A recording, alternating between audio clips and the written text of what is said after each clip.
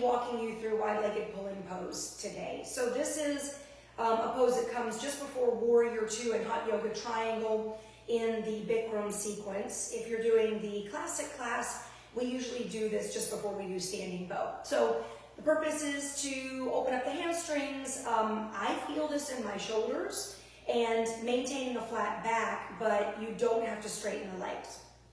So here we go. Standing at one or the other end of your mat, take your arms out and up overhead, and then step out to your widest stance. So your feet may touch the sides of the mat, they may not. Just make sure that your wrists are over your ankles. All 10 toes are facing forward. Your belly is engaged. Pull it in and up and relax your shoulders back as you reach energetically out of the tips of the fingers. Take an inhale breath.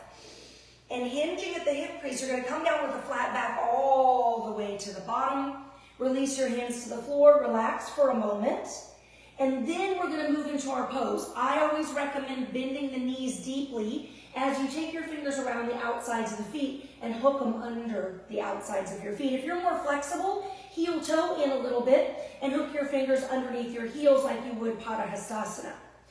Keep those knees bent as you take a half lift, reaching chest and eye gaze forward. You're trying to find that flat spine, and then start to pull up on those feet, working to straighten the legs one day. But if you're straightening the legs and it's compromising that flat back, in other words, you have to start to round in order to straighten, then don't. Bend those knees, lift the chest, keep that back nice and flat. Keep your neck neutral with the rest of the spine so you're looking down towards the floor.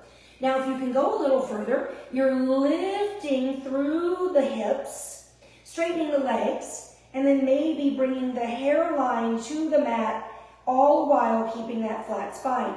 Now, maybe you can bring your elbows and forearms back towards the calves and then press them against.